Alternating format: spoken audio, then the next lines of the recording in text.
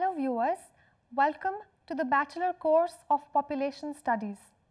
Today, I would like to acquaint you with the topic migration, structure and process through my lecture. Migration is the movement of people from one place in the world to another for the purpose of taking up permanent or semi-permanent residence, usually across a political boundary. For example, of semi-permanent residence would be the seasonal movements of migrant farm labourers. Also, people can either choose to move voluntary migration or be forced to move, that is involuntary migration. Migrations have occurred throughout human history, beginning with the movements of the first human groups from their origins in East Africa to their current location in the world. Migration occurs at a variety of scales: intercontinental, that is between continents; intracontinental, between countries on a given continent; interregional, within countries. Also, one of the most significant migration patterns has been rural to urban migration, the movement of people from the countryside to cities in search of opportunities. Migration history. Migration history historizes the agency and motives of migrants who, within their capabilities, negotiate societal options and constraints in pursuit of life plans. It also looks at both ends of human mobility and at the process of migration, whether it be from a macro-regional perspective or at the micro level. Migration history investigates the following areas: the reasons and conditions under which people leave the specific social, legal and economic setting of their place of departure, coupled with the impacts of out-migration on families and societies, the dimensions and patterns of movement through space and time, that is circular, seasonal or definite, the migrants' process of acceptance into or exclusion from their host societies, coupled with their impact on the host countries, regions or localities, the interconnections between the place of departure and arrival, and the power that states have exercised over migrations and the technologies they have used to manage migrants. Migration historians also study the migrants' agency in migrational process, for example, motivations, networks, impact on structures such as family and state, within specific structural constraints. A definition based on migrant agency with structural constraints must, to a certain degree, be modified for involuntary migrants such as enslaved or endangered workers and refugees, since these are often deprived of agency. Global migrational movements throughout the 20th century cannot be understood without their links to other mass migrations within and across borders or overseas, or to the inter and intra-regional flows of labour involved in processes of urbanization, industrialization and decolonization. Relevant here is the entire spectrum of migration processes within a specific area, including the interactions between all identifiable patterns of migration and their specific socio-economic, demographic and political placement. Also to be considered here is the transport infrastructure and communication technologies, as well as the rise of nation states and their heightened concerns for regulating human mobility. As the historian Dirk Hoyder observed, of the 20th century, scholarship has focused on labour migration systems before 1914, refugee generations in the first half of the 20th century, the impact of decolonization in the second post-war era, and new migration systems emerging since 1960. Accordingly, scholars need to distinguish between various forms and geographies of mobility. Types of migration: internal migration, moving to a new home within a state, country or continent; external migration, moving to a new home in a different state, country or continent; emigration, leaving one country to move to another, for example, the Pilgrims emigrated from England; immigration, moving into a new country, for example, the Pilgrims immigrated to America. Population transfer: when a government forces a large group of people out of a region, usually based on ethnicity or religion, this is also known as involuntary or forced migration. Impelled migration, also called reluctant or imposed migration. Individuals are not forced out of their country, but leave because of unfavorable situations such as warfare, political problems or religious persecution. Step migration, a series of shorter, less extreme migrations from a person's place of origin to the final destination, such as moving from a farm to a village to a town and finally to a city. Chain migration, a series of migrations within a family or defined group of people. A chain migration often begins with one family member who sends money to bring other family members to the new location. Chain migration results in migration fields and the clustering of people from a specific region into certain neighborhoods or small towns.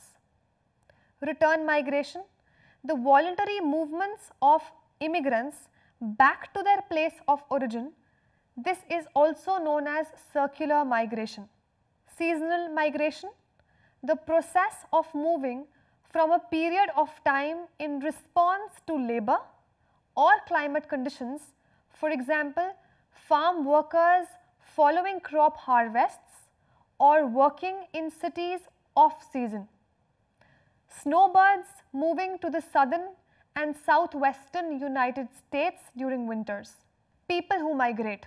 A migrant, a person who is leaving a country to reside in another.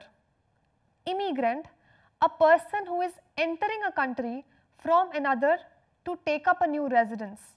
Refugee, a person who is residing outside the country of his or her origin due to fear of persecution for reasons of race, religion, nationality, membership in a particular social group or political opinion. Internally displaced person, a person who is forced to leave his or her home region because of unfavorable conditions that can be political, social, environmental, etc., but does not cross any boundaries. Migration stream, a group migration from a particular country, region or city to a certain destination. The basic question is, why do these people migrate? The answer to this is that people move for a variety of reasons.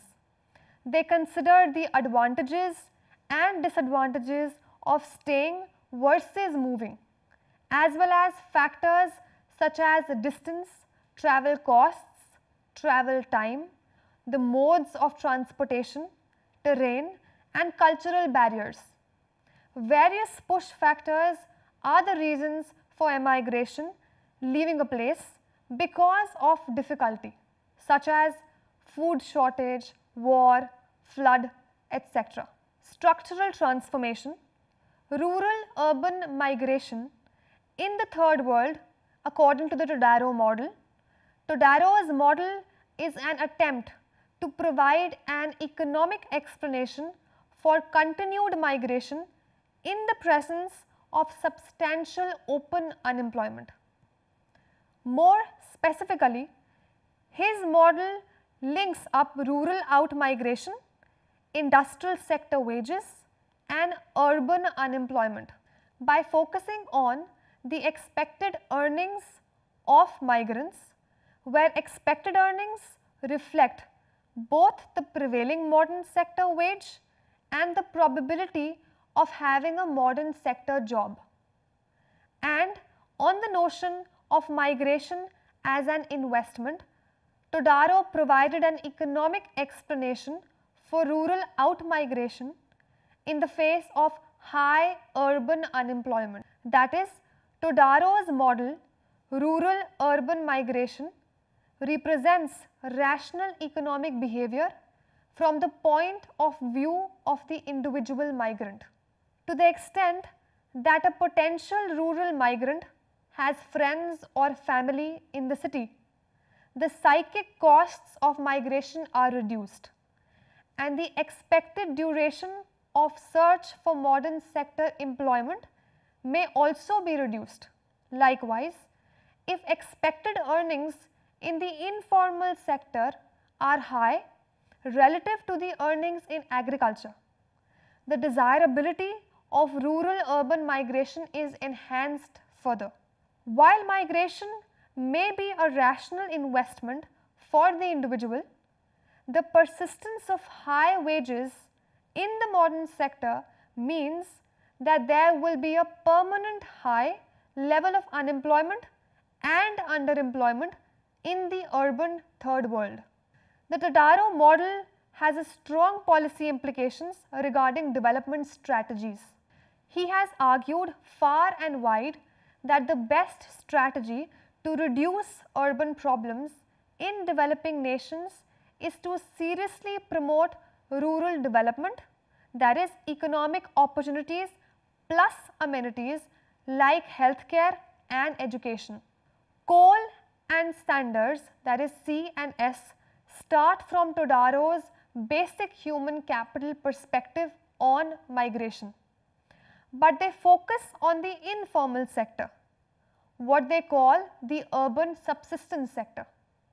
Todaro treated the informal sector as essentially just a way station on the road to modern sector employment.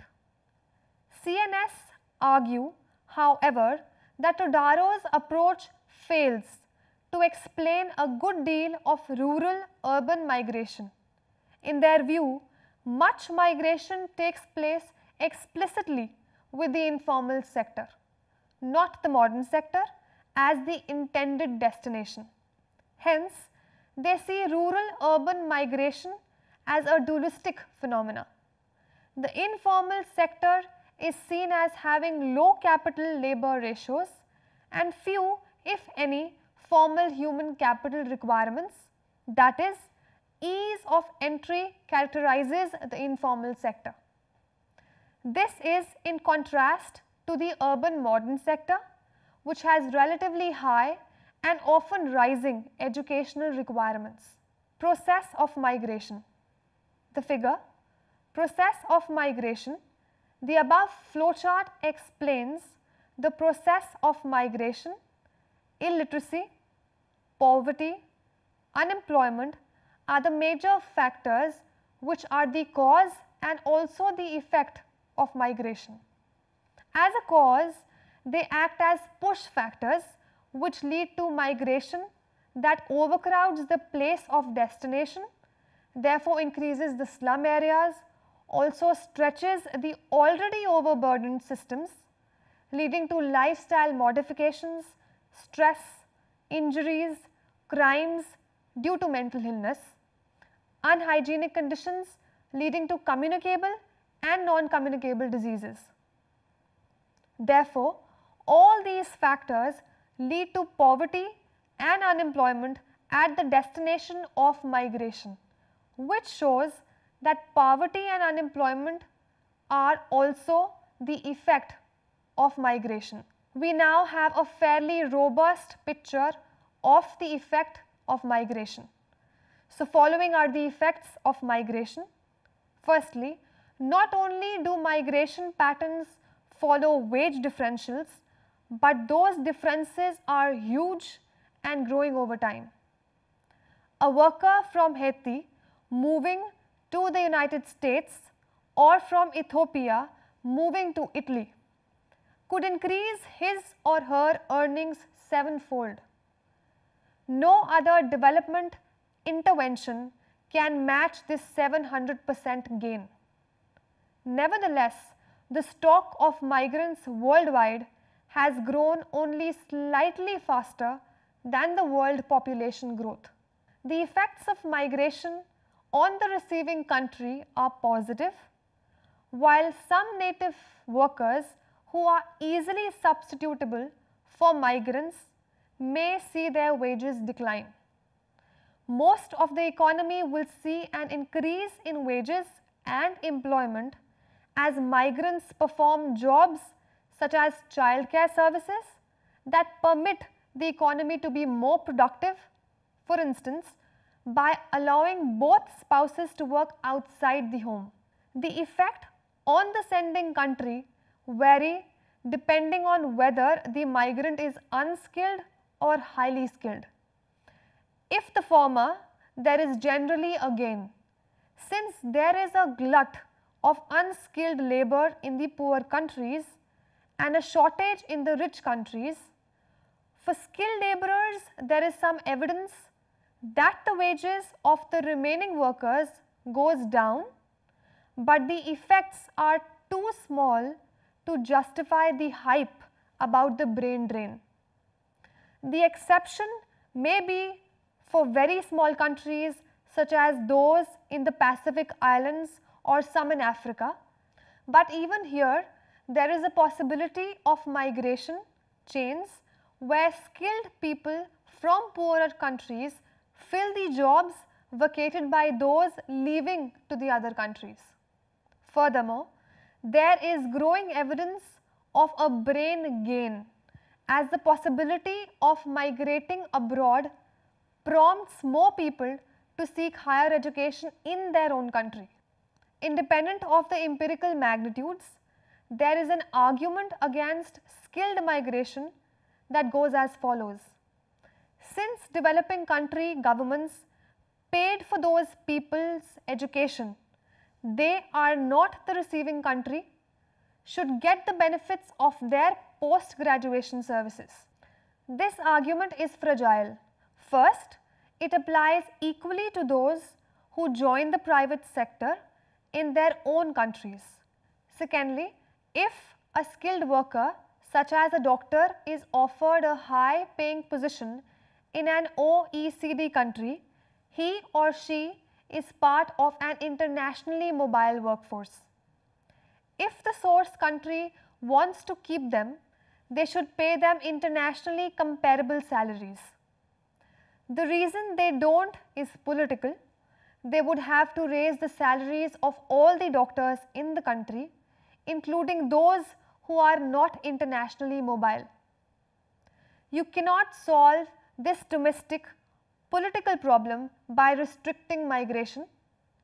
Finally, at least one study shows that Nigerian doctors in North America remit more than the cost of their education. Conclusion: in the light of all this evidence, why is there so much resistance to migration? Why do so many people try to control migration while embracing structural transformation? Politics cannot be the answer, as the small group of people who are likely to lose, typically the recent migrants, are not powerful enough to block such a major gain to society. It cannot be due to racism, because migrants and increasingly indigenous populations come from all races. In his recent book, Paul Collier suggests that migration may upset the social equilibrium in the receiving country, whereby the current residents are willing to pay for the level of social services in their country, given a particular ethnic mix. Migration will change that mix. Instead of modeling the effects of migration, future research could usefully model the resistance to migration. This research will probably take us into the area of behavioral economics. We should build the empirical base to test hypotheses such as the one above, and we should design policies that are informed by the research on the resistance to migration rather than just the effects. I sincerely hope this lecture proves to be informative and enlightening for all the viewers. Thank you.